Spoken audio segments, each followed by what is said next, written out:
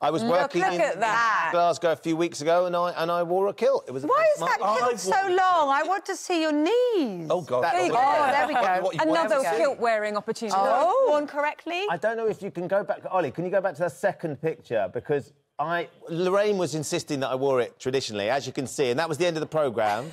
And the look on her face. But if you look just behind Lorraine, is Lorraine's daughter Rosie. I didn't realise she was there. Scarred for life. Did she get an iPhone? Right, yes, she did. Lorraine got a handful as well. There's something very freeing about wearing a kilt. It's Is it quite liberating? I suppose you're very used to liberating. wearing dresses and skirts. This is unusual for men.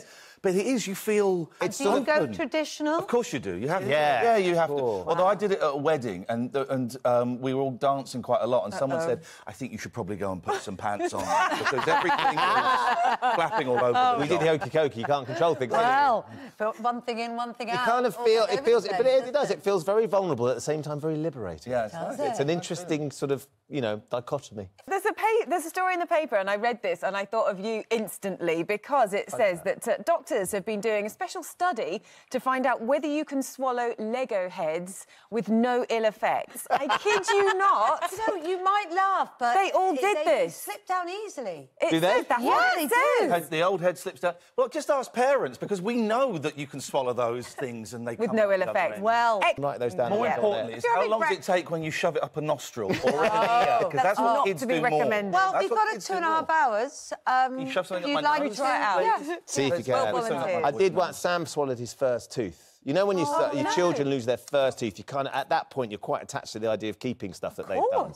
Now, obviously, no one cares. But his first tooth was an important one. He swallowed it. So I said, right, I've got to try and find it. And I... Did you? Yeah. What, there every day? Make you do it? No, Annie didn't know anything about it. I was going to do it. You were worried you'd lost the first and tooth. so what do you do? So he'd gone to the toilet, and I went, right, I'm going to have to go for this. So I got a couple of spatulas and bits and pieces to sift through, and then yeah, because I wanted something I could squeeze and sort of, Maybe give them a good scrub afterwards. Well, they got thrown out. Annie was furious when she found out. Where are my best spatulas? Kitchen utensils. My goodness. It took me about 15 seconds before I went, do you know what, this is a fool's errand. You just write a letter to the tooth fairy and say... Yes, he swallowed it, and He wasn't fussed at all either, by the way.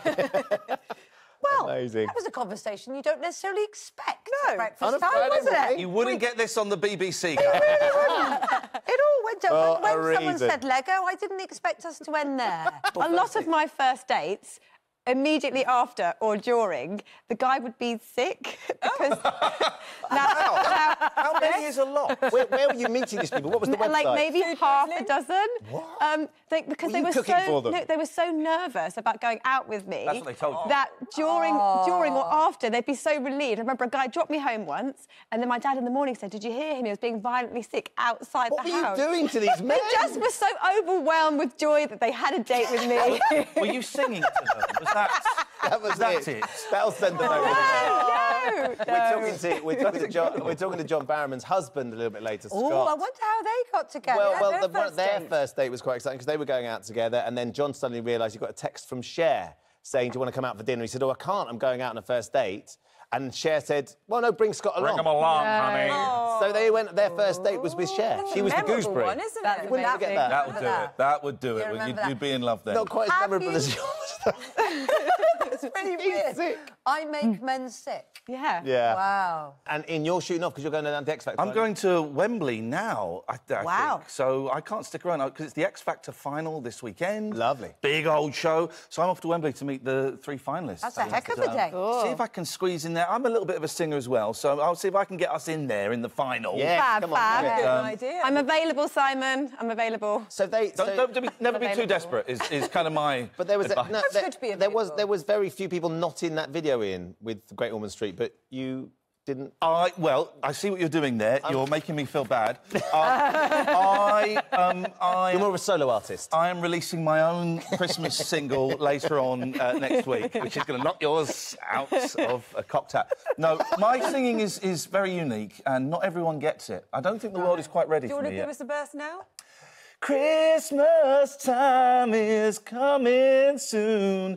And I wrote that as well. So I'm a double whammy. Oh, wow, we've Producer lost relieved that now. about because it would have cost us a fortune. I He'd know. gone into mistletoe and wine, as it felt like.